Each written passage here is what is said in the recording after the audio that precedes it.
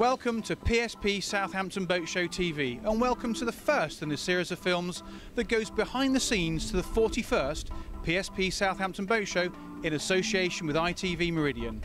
In this programme we'll be looking at what the Jubilee Sailing Trust are bringing to the show, checking out some nifty electronics, interviewing a record-breaking lady, and then looking at what else you can be doing in the city whilst the show is on.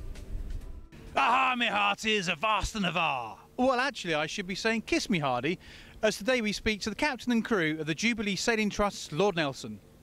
The Jubilee Sailing Trust was set up in 1978 to offer the opportunity for disabled adults to get experience on life on the open seas.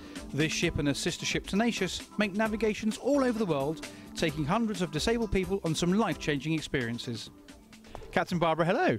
Welcome on board, Mike. Thank you very much. Captain Barbara, a wonderful ship. What sort of ship is she?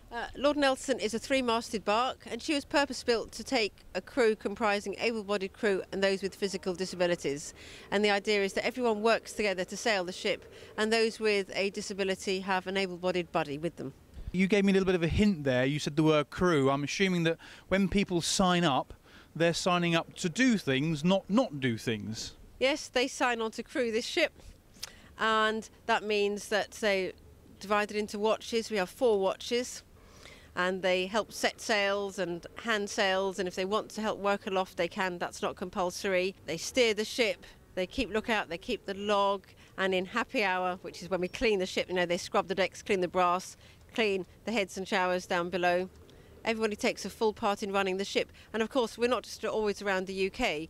I know our voyages around the UK can be sort of 4, 5, 6, 7 days, but we always try and go to a foreign port. But then of course we go down to the Canary Islands, into the Mediterranean sometimes, and across the Atlantic to the Caribbean, and they're all voyages that anyone can come sailing on. This wonderful project, this wonderful ship that you run, how's it all funded? Well, what people pay as their voyage fee does not cover the true running costs of the ship, but we are a charity and we have a fundraising department, and they help fund people's voyages, and every voyage is funded by at least £300. But if people still can't afford the rest of it to pay, then you know we do have ways of assisting them, and they are helped to raise the money. I'm with Dave Borden, who's second mate with the Jubilee Sailing Trust. Dave, lots and lots of electronics up here. Can you give us a quick tour through? Of course I can. Well, in line with tradition, second mates do navigation, and our principal means of navigation close to the shore is the radar. And further offshore, we'd be using a GPS. So I just said earlier on it's all electronics. What happens if the generator or what have you fails? Well, it's not quite all electronics. Mark 1 eyeball is very important for the navigator. However, if we have 2 generators on board, duty and standby, so if one falls over, the other takes over. And if both of them fall over, we have an emergency generator. And if that falls over, we have a battery backup system for the emergency communications. So let me get that right. You've got a backup for the backup with a backup that's got a backup. Absolutely. Dave, I love your job already. Thanks very much. Looking forward to seeing you at the show. Great pleasure. See you there. Well, we saw some fantastic electronics there. But if you own a boat that's a little bit smaller, then perhaps this might be of interest to you. It's the latest Raymarine A50D chart plotter and fish finder. Electronics like this are available at the show. We have over 95 chandlers and electronic suppliers, people who are ready to talk to you, give you some expert advice.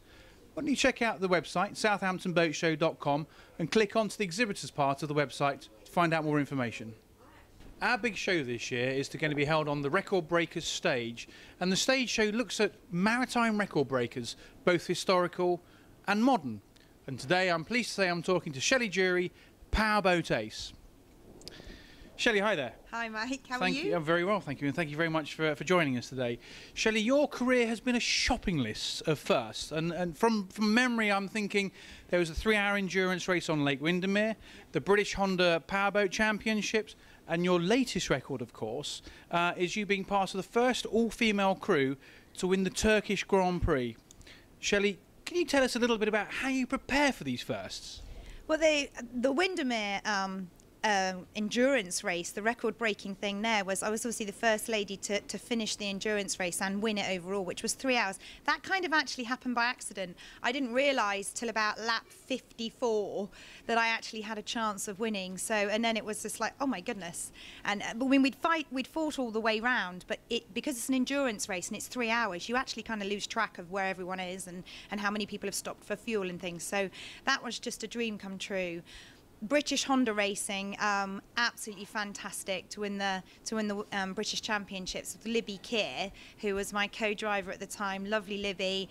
That was a dream come true, and obviously the first ladies to ever win British Honda. And of course, we're competing against men all the time here. In that particular racing, we were racing against 20 teams, identical teams, and they were all full of men. So we were pretty chuffed to do that. And of course, then my sort of big ambition was to go into P1 World Championships. Went in there last year and became the first lady ever to go into the Evolution class and raced with a guy, which was a fantastic experience. And then this year it was to come back and do the first all-female crew into P1. So made history books again. Thought we would just, you know, go out there, feel our way. We were racing against all men again and very experienced male racers. And to get out there and actually get on the podium first race and then to win the second Grand Prix overall was just incredible. So to like make history in a matter of 2 months was brilliant. Twice in 2 months. Shelley, I'm in awe of your track record. Looking forward to having you at the PSP Southampton Boat Show, Ladies' Day and onwards. Shelley Jury, thank you very much for joining us today. Thank you. Thank you. I'm really looking forward to Ladies' Day as well. That's a great, great day, and thank you for inviting me again. Well, thank you very much.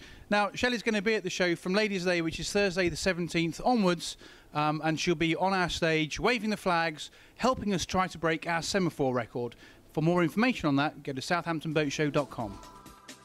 Whilst you're in Southampton, why not check out some of the great bars and restaurants throughout the city? From the marina views at Ocean Village to Oxford Street and Bedford Place, you're spoilt for choice. Alternatively, why not catch a movie at the Harbour Light Cinema or spend the evening at the Mayflower Theatre? So that brings us to the end of the first film about the 41st PSP Southampton Boat Show in association with ITV Meridian. The show's on from the 11th of September until the 20th. And remember, kids go free. For tickets and information, go to southamptonboatshow.com. See you next time.